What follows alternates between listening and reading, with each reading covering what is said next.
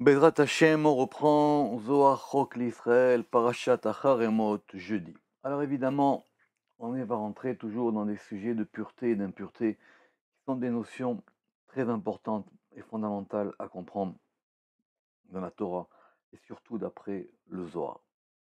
Alors on a dans Parashat Acharemot, en Lévitique 18-19, la notion d'impureté qui va concerner la femme, et surtout la femme au moment de ses menstrues, de ce qu'on va appeler la nida. Et la nida, littéralement, ça veut dire que pendant cette période-là, et jusqu'à ce qu'il y ait une purification qui se fasse, cette femme, elle va être nida, c'est-à-dire qu'elle va être isolée. Et on veut comprendre ça. Et donc, on va voir comment le Zohar explique ça, et cette notion-là, elle est évidemment à comprendre dans l'ensemble général des notions de pureté et d'impureté, et surtout, on va voir après, par rapport aux séphirot. Tana, et on a enseigné, ou on a appris, Maïdirtiv, qu'est-ce qu'il est écrit Veheva ashit beinecha uvenaisha. Il faut donc, c'est un verset dans la Genèse 3.15, et il faut revenir au commencement de l'histoire de la pureté et de l'impureté. Et ce commencement, il va se situer dans le péché, dans la faute de Adam et Ève, avec le serpent. Et qu'est-ce que le verset dit à propos, qu'est-ce que le verset dit au serpent après qu'il ait participé à la faute? Qu'est-ce que Dieu lui dit? Ve'eva. Eva, ça veut dire une inimité. C'est pas une haine, mais je mettrai quelque chose. Eva, Ashit, je poserai ou je placerai. Beinecha ou venaisha, entre toi et entre la femme. C'est Dieu qui s'adresse au serpent. Maintenant, puisque la faute elle a commencé par la femme et par le serpent, alors je mettrai une barrière entre vous, de façon à ce que ça ne puisse plus se reproduire ou qu'il y ait une marque de ça. C'est assez complexe à comprendre. Rachi ramène là-dessus, ce qui n'est pas pour simplifier, parce que, et c'est ramené par le Midrash, c'est ramené par le Zohar aussi, que au moment où elle a fauté avec le serpent, elle a dit alors je vais mourir, alors je veux que mon mari aussi meure avec moi. Et c'est pour ça qu'elle lui a fait goûter de ce fameux fruit. C'est un Zohar qui est dans les Tosafot, parce que elle a dit si je plonge, alors je fais plonger toute l'humanité avec moi. En tout cas, c'est plus complexe que ça, mais on va rester sur ce pshat de Rashi, et qui, d'après Rashi, explique effectivement cette inimité qu'il y a entre les deux. Mais en tout cas, le Zohar, il veut comprendre, ça veut dire quoi, Ve'eiva. Ce mot qui est écrit Vav Aleph Yud Bet He. Arba ve'esrin zinin masab'uta atil chivya benugva. Le serpent, il a déposé 24 espèces impures dans la femme. Au moment de cette faute, c'est cette fameuse zouama, cette fameuse scorie que le serpent, il a posée dans la femme. Pour ça, c'est un grand sujet, il faut voir dans le Zohar, dans Bereshit aussi, c'est quoi cette notion, qu'est-ce qu'il a posé en elle. C'est pas simplement qu'ils se sont associés pour la faute, il y a eu effectivement un contact. Et ce contact-là a fait qu'elle a eu en elle quelque chose. Et ici, le Zohar dit que c'était 24. 24 espèces impures. Quand ça s'est passé, Kad itraberima, quand il s'est lié à elle. Kechushban ve'eva, ce qui est la gematria, ce qui est le compte des lettres de ce mot ve'eva. Vav 6, Aleph 1, Yud 10, Bet 2 et 5, ça fait 24. Donc, c'est quoi cette inimité placée entre le serpent et la femme? Ce sont ces 24 espèces d'impuretés. Ve'eschin ve'arbazinin mitarin la'ela. Et ces 24 espèces, elles s'éveillent vers l'en haut. Ve'eschin ve'arba litata, et 24 en bas. Alors, si c'est comme ça le Rama qui dit ça fait 48, qu'est-ce qu'on a gagné par rapport au verset 2 fois 24 avec 48? Qu'est-ce qu'on a gagné par rapport au verset qui disait Ve'eva? Et j'ai placé cette inimité. Parce que ça a touché, dit le Ramak, le degré du féminin supérieur, et le degré du féminin inférieur. Le degré du féminin en haut, ce qu'on appellera plus tard la malchoute, et le degré du féminin en bas, c'est-à-dire concrètement cette femme-là. Et donc il y a une impureté qui va être liée à cette faute-là. Vesara rabba vetufrin sagiu urdin dinin mitarin bechula. Et cette impureté, elle va être dans les cheveux quand ils sont longs, vetufrin segiun, et dans les ongles lorsqu'ils grandissent. Est-ce que on pourrait peut-être comprendre que c'est le fait que c'est pour ça que les cheveux grandissent et que les ongles grandissent naturellement parce qu'ils dévoilent cette impureté? C'est pas évident à comprendre. Mais en tout cas, urdin dinin mitarin bechula. Et ainsi, les rigueurs s'éveillent dans tout. Comme dit le Matok Midrash, la pousse des cheveux et des ongles indique ces rigueurs-là. Et c'est pour ça que les cheveux et les ongles, ils sont des transmetteurs d'impureté. Alors, on va prendre notre temps parce que c'est une question assez délicate, cette histoire des cheveux et des ongles. Alors, le Zohar reprend ici. Vetana, et on a enseigné. Kadba titetan li itkea. Lorsque la femme, et on a enseigné lorsque la femme, elle veut se purifier. Pourquoi? Parce que l'état d'impureté des menstrues, c'est un état passager. Et si on est impur, alors on peut devenir pur. Il n'y a que celui qui est impur qui peut devenir pur. Des choses qui ne changent pas de degré, elles sont ni pures ni impures. Elles vont être considérées comme neutres. Mais celui qui est impur peut devenir pur. Et donc, comme il y a une impureté qui est liée à ces menstrues, il faut donc se purifier. Et donc maintenant, quand cette femme va se purifier selon les règles établies par la Torah, après les menstrues et le compte et le décompte des jours qu'on fait, bah, les sapras aou seara de raviat beyome de masava. Donc il faut couper cette chevelure qui grandit pendant les jours où elle est impure. Tous les cheveux qui ont poussé pendant cette période de Nida, ou le sapra toufra, et couper ses ongles, et tous les ongles qui ont poussé pendant cette période de Nida, alors il faut s'en débarrasser. Ça fait partie du processus de la purification. Ça veut dire que ces cheveux et ces ongles qui ont poussé pendant cette période-là, ils sont les vecteurs de cette impureté. Donc avant de se purifier, il faut effectivement les couper. Et comme dit le Zohar, et toute la salissure qui est en eux, qui provient de cette salissure de l'impureté.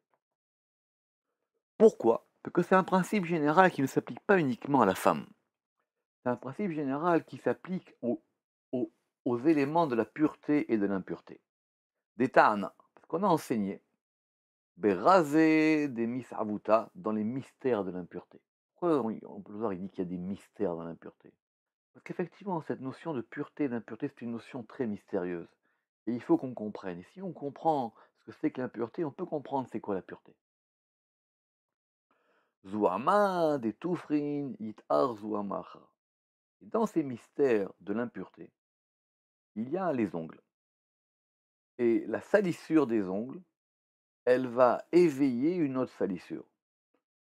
Zu'ama des toufrin yit'ar zu'ama akhara. La salissure des ongles, elle va éveiller une autre salissure. C'est quoi? Elle va réveiller la salissure de la faute qui a été faite avec le serpent. Ou berinkar, et à cause de ça, de ces ongles, ba'an geniza, il faut les enfouir, c'est-à-dire il faut les mettre dans la terre. C'est-à-dire comme un corps mort. On ne peut pas s'en débarrasser comme ça. Il y a une touma sur les ongles. Ouman d'avarlon les gamrés. Et celui qui les fait disparaître complètement. Keiluita chesed be'alma, c'est comme s'il éveillait la générosité dans le monde. Ça renvoie à quoi? Ça renvoie d'après le Pshat en Gemara dans Nida, qui parle à propos des ongles. Il a dit là-bas qu'il y avait 3 degrés. Celui qui les brûle, lui qui brûle les ongles, alors comme il brûle cet élément impur, il rajoute du bien dans le monde, et celui-là, il est généreux, il est chassid, il est lié à la générosité. Celui qui les enterre, lui, il est tzaddik, et celui qui les jette, c'est-à-dire celui qui les jette au sol, ou qui n'y prête pas attention, alors celui-là, c'est un rachat, celui-là, c'est un criminel, c'est un mécréant. Alors notez qu'on a parlé ici que des ongles, parce que les cheveux, c'est plus complexe. Mais pourquoi les ongles? Parce que les ongles, c'est ce qui vient aux extrémités des mains. Et les mains, aussi bien les ongles des mains que les ongles des pieds d'ailleurs. Or, ces ongles-là, les mains, ce sont les membres par lesquels on perçoit, l'influx. Par exemple, les Kohanim, les prêtres, ils allaient au temple, ils devaient se purifier et les mains et les pieds.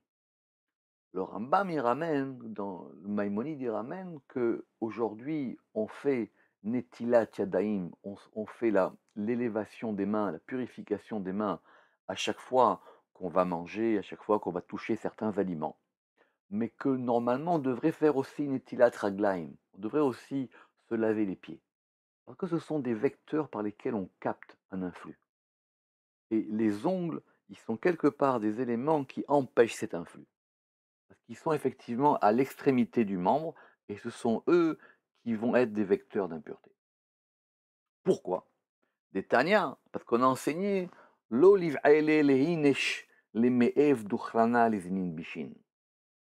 L'homme ne doit pas donner souvenir, on ne doit pas mentionner, on ne doit pas rappeler ces mauvaises espèces. Et comme dit le Ramak, il faut donc brûler ses ongles pour effacer tout souvenir de l'impureté.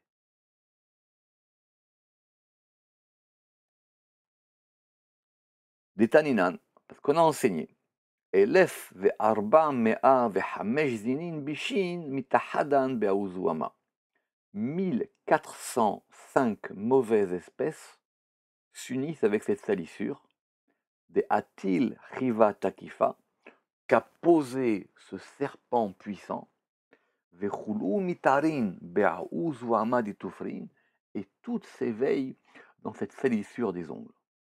Il y a dans les ongles un grand degré d'impureté et de salissure. C'est quoi ce compte de 1405 mauvaises espèces? Il faut revoir en détail la note 12, parce que c'est un compte qui est fait à partir des 5 lettres finales de l'alphabet, qu'on appelle les mansapach, le mem, le nun, le tzadik, le p et le chaf, qui correspondent aux lettres finales et qui sont les lettres de la rigueur. Vous regardez la note au nom du Mikdash Melech et au nom du Ramal. Ve'afilu mandebae yavid beu charshin livenacha. Et même celui qui veut, il pourra en faire de qui? De ses ongles, des sorcelleries pour les hommes.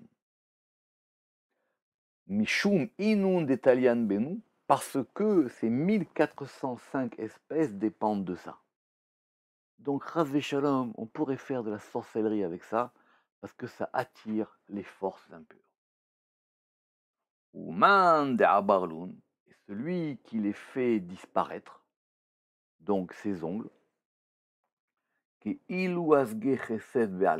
qui les fait disparaître en les brûlant, comme a dit la Gemara qu'on a citée dans Mila. Celui qui les fait disparaître, c'est comme s'il augmentait la générosité dans le monde. C'est comme s'il augmentait le chesed dans le monde. Et les mauvaises rigueurs ne se trouvent pas. Pourquoi? Parce que le chesed, c'est l'opposé de la rigueur. La générosité, c'est l'opposé du din. Alors, en faisant brûler ça, on augmente les forces du bien, du chesed, de la générosité. Et il fera disparaître cette salissure-là. Vetufara derashimbe, et l'ongle qui est inscrit en elle. Qu'est-ce que ça veut dire? On répète. Et il fera disparaître cette salissure-là et l'ongle qui est inscrit en elle. Comme dit le Ramak, l'ongle qui dépasse de la chair, parce que tant que l'ongle il est au niveau de la chair, alors il ne capte pas encore vraiment. Quand il va dépasser de la chair, l'ongle qui dépasse de la chair, il est inscrit dans cette salissure de l'impureté de l'origine. Et donc il va devenir un réceptacle, il va devenir quelque chose qui va recevoir et prendre cette salissure. Uma be'ai shiure des zouama delel akach. Et le Zohar revient. Et si il en est ainsi pour ces restes ou par ces restes de la salissure, parce qu'il s'agit de quoi? Il s'agit de restes. C'est-à-dire, s'il y a une salissure, et maintenant il reste quelque chose de cette salissure, et ce qu'il en reste, c'est dans les ongles. Donc ça s'appelle, c'est pour ça que le Zohar, il dit ici que ça s'appelle shiuré des shiuré. Il en est ainsi. Donc si c'est comme ça déjà de façon générale, iteta de mekabla vitrabrat bechivia. Alors la femme qui reçoit et se lie au serpent, parce que c'est ce degré-là de l'impureté, et qui va déposer vers Til Bazouama, et il dépose en elle cette salissure au moment de la période de Nida, à la Hatkama Vekama, à plus forte raison. Donc déjà, ce principe général de l'impureté liée aux ongles, il est très important. Alors à plus forte raison, pour cette période d'impureté, où quand on va devoir se purifier, alors il faudra faire disparaître tout ça. Et le Zohar va nous mettre en garde. Malheur au monde qui reçoit d'elle de cette salissure-là. C'est pour ça que la Torah a dit Ve'el isha benida tumata lotikrav. Tu ne t'approcheras pas, c'est-à-dire tu ne dois pas avoir de proximité par rapport à cette impureté, lotikrav, d'une femme qui est dans cette période d'isolement. Parce qu'effectivement, cette impureté-là, elle peut se communiquer. Et comme elle peut se communiquer, tant qu'elle n'a pas été purifiée, alors effectivement, il y a une distance à mettre avec elle.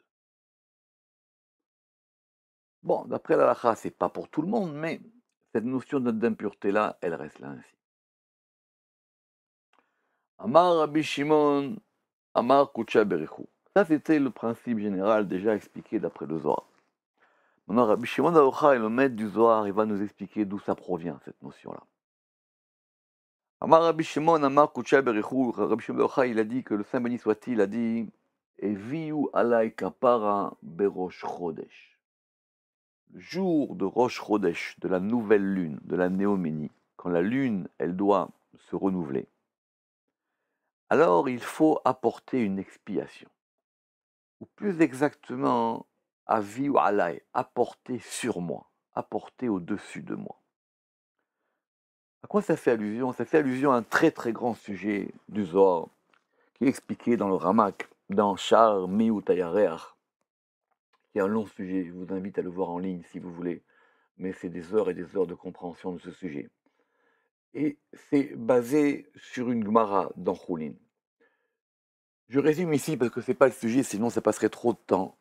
Le quatrième jour, lorsqu'ont été créés le soleil et la lune, le verset dit qu'au départ, ils étaient les grands luminaires. Et là, dans le même verset, à la fin, c'est écrit qu'il y avait un grand luminaire et un petit luminaire. Alors qu'est-ce qui s'est passé entre le début du verset et la fin du verset? Au début, il y a deux grands. Et à la fin, il y a un petit et un grand. C'est qu'entre-temps, il y a un des deux luminaires, qui est la lune, qui a été amoindri ou qui s'est amoindri. Et ça, c'est expliqué dans une Gemara, dans Cholin, qui est une longue Gemara, où il y a une discussion entre la lune et Dieu. La lune, elle avait un argument. La lune, elle voulait dire, elle a dit comment est-ce que deux rois peuvent se servir d'une même couronne. C'est un très très long sujet, on ne peut pas le développer ici. Je vous invite, à, si vous voulez l'étudier sérieusement, à voir Shar Miut Ayarear dans le Pardes Rimonim. On a les cours en ligne, Bezrat Hashem. Mais la conclusion de cette discussion, c'est que la lune, elle va devenir amoindrie. Et donc elle va avoir un cycle. Et dans ce cycle, qui est le cycle de la lune, qui est le cycle de 28 jours, cette lune, elle va être de la plus petite à la plus grande. Et le moment où elle est la plus petite, ça s'appelle Rosh Chodesh, c'est la nouvelle lune. Et Dieu, il a dit là-bas, à ce moment-là, puisque j'ai dû amoindrir la lune à cause de l'argumentation qu'il y a eu et de l'accusation qu'elle a portée, Aviu alai kapara berosh chodesh, apporter sur moi une expiation dans la Néoménie, dans le jour de Rosh Chodesh, parce que j'ai diminué la lune. C'est une Gemara dans Choulin. Il faut aller voir ça. Évidemment, ce n'est pas des sujets qu'on peut traiter si on ne les connaît pas. Concrètement, ça veut dire quoi? Concrètement, ça veut dire qu'on va apporter un sacrifice expiatoire le jour de Rosh Chodesh.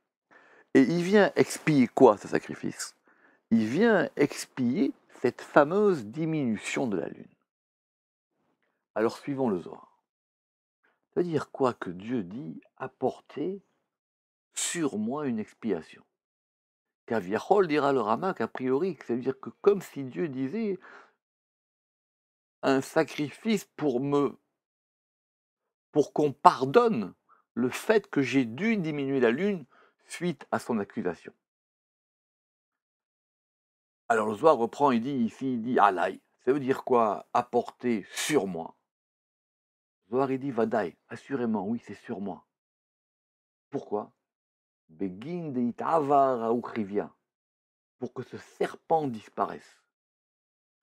Ce sacrifice de Rosh Chodesh, il est là pour faire disparaître la salissure du serpent. Parce que c'est quelque chose qui va affecter même l'ordre du temps et même l'ordre de la création. Alors, il y a des questions sans fin, on va dire comment, mais de toutes les manières, cette histoire de l'accusation de la Lune, elle a eu lieu le 4e jour. Elle n'a pas eu lieu de la création. Elle n'a pas eu lieu le 6e jour de la création, le jour de la faute. Alors ça, c'est une discussion entre le Ramak et le Harizal, et c'est repris dans le Pardes Rimoni, mais en tout cas, la potentialité ou l'esquisse de la chose, elle s'est mise en place dès le 4e jour de la création, et elle a été effective le 6e jour de la création. Et donc, ce sacrifice de Rosh Chodesh, il est alay, sur moi. Begin de itavar auchrivia, pour que ce serpent disparaisse. Veïd bassam mandebaya, et que soit parfumé. Ça veut dire quoi parfumé? Ça veut dire pour que soit arrangé, pour que soit réparé. Leïd bassem, pour que soit réparé celui qui doit mandebaya. Le Ramak dit, la Néoménie Rosh Chodesh, c'est le moment du renouvellement du féminin. Parce que le féminin, il se renouvelle à chaque nouvelle lune, et à chaque fois que ça se renouvelle, alors il faut qu'on fasse quelque chose pour enlever cette impureté. Alors cette notion de Leïd Bassem, elle n'est pas facile à comprendre. Il s'agit de parfumer, mais, mais c'est intéressant, c'est qu'elle provient d'où? Elle provient justement de la lune. Pourquoi? Parce que cette nouvelle lune, eh ben, on va la bénir. On va faire Birkat Alevana. Mais cette bénédiction de la lune qu'on fait, on ne peut pas la faire le premier jour dès la nouvelle lune. Il faut attendre que cette lune, justement, elle soit parfumée. Quelques-uns ont voulu traduire par le fait qu'elle soit affermie. Et donc ça, en général, c'est 8 jours après le début du mois. Et c'est pour ça qu'on fera la Birkat Alevana après le 8e jour de Rosh Chodesh. Et donc, et ce sacrifice-là, il est fait pour que justement ce serpent disparaisse et que ce degré qui s'appelle le féminin, il puisse être arrangé. Alors le Zohar quand même veut dire, mais ça veut dire quoi? Qu'on amène un sacrifice halay sur moi. Halay. Alors pour comprendre ça, le Zohar, il n'a pas d'autre choix que nous donner un verset. Kema dirtiv, comme il est écrit dans Isaïe, à propos des anges. Séraphim omdim mima'allo. Les séraphim sont des séraphins, sont des noms d'anges. Omdim, ils se tiennent. Mima'allo, et on a cette même expression qui est mima'al, al, au-dessus de lui. Ça veut dire quoi? Que cette expiation, elle ne se fait pas à l'ail sur moi, elle doit se faire à un degré qui est au-dessus de moi. Donc si on considère que Kucha Berechu, c'est Tiferet, c'est une expiation qui doit être faite à un degré supérieur qui est plus haut que Tiferet. Parce que c'est à ce degré-là qu'il y a eu le dommage. Il faut réparer la chose au degré où elle a été endommagée. Ve'alda ktiv bekorach. C'est pour ça qu'il est écrit à propos de Korach. Korach, vous savez, l'exemple, c'est dans Parashat Korach. Ce sont des gens qui se sont ligués contre Moïse et Aaron. Et comment est-ce qu'on les a appelés? Justement, Korach et les gens qui étaient avec lui. Anoadim al Hashem. Ils se sont ligués al Hashem, ils se sont ligués sur Yudke Vavke. Ça veut dire quoi? Au-dessus de lui. Des birineun itar mande itar de ate misitrayu. Parce qu'à cause d'eux a été éveillé ou est éveillé ce qui est éveillé et ce qui vient de leur côté. Alors le Ramak dit que qu'est-ce qui s'est passé dans cette faute-là? C'est qu'ils ont éveillé des rigueurs. Eux aussi, ils ont porté une accusation. Ils ont porté une accusation contre Moshe et Aaron. Et ils ont éveillé des forces de rigueur. Et ces forces de rigueur, elles proviennent évidemment de la Gvora. Parce qu'ils étaient de la tribu de Lévi. Et que Korach appartenait à cette tribu. Et donc, c'est un degré, le degré de Gevura, il est quelque part au-dessus de ce degré de Tiferet. Ou Facha, ici aussi, dans notre cas aussi à nous. Et Viu alai kapara, quand on a dit apporter sur moi une expiation, sur moi, alai, sur moi, mamash, concrètement, oui. Sur moi, la note 22 s'entend donc comme au-dessus de moi, au-dessus du niveau de Yudke Vavke.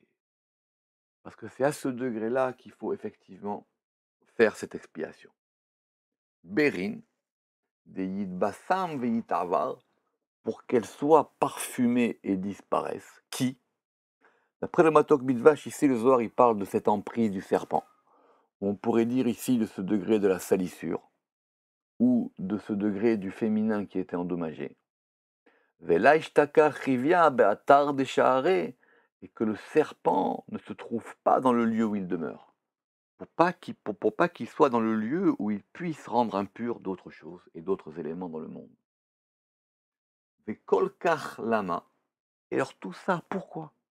Pourquoi est-ce que toutes ces choses-là, elles sont faites par rapport à l'impureté, par rapport au fait d'apporter une expiation qui correspond à la faute du serpent et qu'on a expliqué ici par rapport à cet élément des ongles?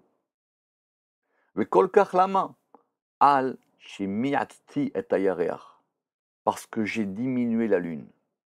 Et le fait d'avoir diminué la lune, c'est ça qui a causé l'éveil des rigueurs. Cette diminution de la lune, elle a fait qu'il y a un éveil des rigueurs. Alors pourquoi est-ce que ça a été fait? Ici, si on dit que c'est Dieu lui-même qui a diminué la lune, c'est un sujet très complexe. Parce que quelque part, c'était une manière de pouvoir réparer l'accusation de la lune qui était une accusation fondamentale. Encore une fois, c'est pas un des sujets faciles, c'est un Zohar très compliqué qu'on voit aujourd'hui. Et pour ça, il faut avoir bien fait au moins une fois Char, Miyut, Ayarear. Je pense qu'il y en a pour une quinzaine d'heures. Mais on ne peut pas avancer sur le Zohar si on ne maîtrise pas ces notions-là. Veshal Taba Mandela Istarir. Et justement, parce que si on n'avait pas diminué la lune, elle aurait été dominée par un degré qui ne devrait pas la dominer. Ce degré, c'est le degré des forces du mal. Regardez la note 25, c'est le côté féminin de l'impureté. Uberinka active, c'est pour ça qu'il est écrit Elisha benidat tumata lotikrav. Et on revient à notre verset. Et c'est pour ça qu'il est écrit et vers la femme dans son isolement, dans sa nida, tumata de son impureté, lotikrav. Tu ne t'approcheras pas. Parce que cette notion d'impureté, ce n'est pas une notion à prendre à la légère. Parce que la pureté et l'impureté, c'est ça qui va déterminer le fait que les hommes y reçoivent le flux divin. Ou ils ne le reçoivent pas. Qu'ils en soient des récepteurs ou qu'ils en soient coupés. C'est le fondement. Or, cette notion de pureté et d'impureté, comme on vient de voir ici, elle renvoie à la création du monde. Elle renvoie à Maaseh Bereshit. Et si on est capable de retrouver dans la création du monde ce flux divin, alors ça passe par la pureté. C'est la définition. C'est ça qu'on apprend ici dans tout le Sefer Vaïkra. Ces notions de pureté et d'impureté, ce n'est pas des détails techniques d'un autre temps, chas shalom, pas du tout. C'est le secret même de la réception du flux divin. C'est pour ça que le Zohar va nous dire Zakada de Rabbi Shimon Bar Yochai Sharei Begave. Heureuse la génération dans laquelle Rabbi Shimon Bar Yochai demeure. Pourquoi? D'abord ici, d'après le Pshat, parce que c'est lui qui a dévoilé ses enseignements dans le Zohar. Sinon, on ne comprendrait pas grand-chose. Mais aussi parce que c'est ramené dans la Gemara que Rabbi Shimon Bar Yochai, l'une des œuvres de sa vie, c'est qu'il a beaucoup œuvré pour la pureté. Et donc, il y a un exemple connu, à savoir que c'est lui qui a complètement purifié la ville de Tibériade. La ville de Tibériade, il y avait de nombreuses impuretés. Il y a différentes versions dans la Gemara, à savoir qu'il y avait des cimetières donc on ne connaissait pas, où il y avait des tombes dont on ignorait l'existence et qui étaient impures et qu'il fallait donc isoler. Et Rabbi Shimon Bar Yochai, il a complètement purifié cette ville de Tibériade. Ce qui fait que du coup, c'est devenu une ville sainte où on peut recevoir ce degré de la pureté. Et donc la génération de Rabbi Shimon Bar Yochai, qui est à la fois la génération du Zohar, et même d'après ce que je viens de dire, la génération des gens qui ont côtoyé Rabbi Shimon Bar Yochai et qui ont vu cette chose-là, de cette installation de la pureté. Ben Ilaïn Vetataïn. Cette génération dans laquelle Rabbi Shimon Bar Yochai elle demeure, heureuse son sort, parmi les supérieurs et les inférieurs, c'est-à-dire aussi bien dans les degrés d'en haut que dans les degrés d'en bas. À l'active, sur cette génération, il est écrit Ashrecha Eretz Shemalkech Ben Chorin. C'est dans l'Ecclésiaste. Heureuse terre où dont ton roi, ou car ton roi, est un Ben Chorin, c'est le fils de la liberté, est un homme libre. C'est-à-dire quoi ce verset? La terre, évidemment, c'est la Malchout. Heureuse la terre dont le roi est un homme qui est libre. C'est le Pshat. Ben Chorin, le Metsudat Sion, il explique que c'est un homme de renom. Que c'est quelqu'un qui a un nom particulier. Mais ici, on va dire que simplement, la liberté, comme dit le Zohar, c'est la liberté de la mort. En Chorin el Aminamavet. En Chorin, c'est quelqu'un qui est capable de se débarrasser. Un homme libre, c'est quelqu'un qui n'est pas lié aux forces de la mort. Et c'est pour ça qu'on applique ce verset à Rabbi Shimon Bar Yochai, Ashrecha Eretz Shemalker Ben Chorin. Maou Ben Chorin du Zohar. Effectivement, alors c'est quoi ce Ben Chorin? Des akif réchés les gars là. Parce qu'il lève la tête pour dévoiler. Parce qu'il va élever la tête pour dévoiler. Ou les farchamilin et expliquer des mots.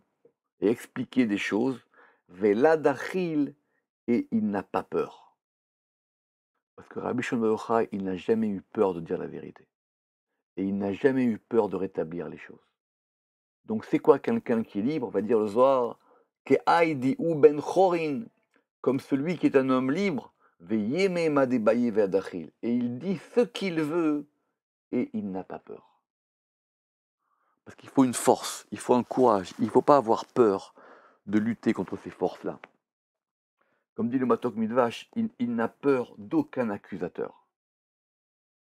Maou Malker, alors on reprend ce verset, le verset qui a dit Ashrecha Eretz, Ashrer Eretz, heureuse terre, chez Malker, ou dont ton roi et Ben Chorin est un homme libre.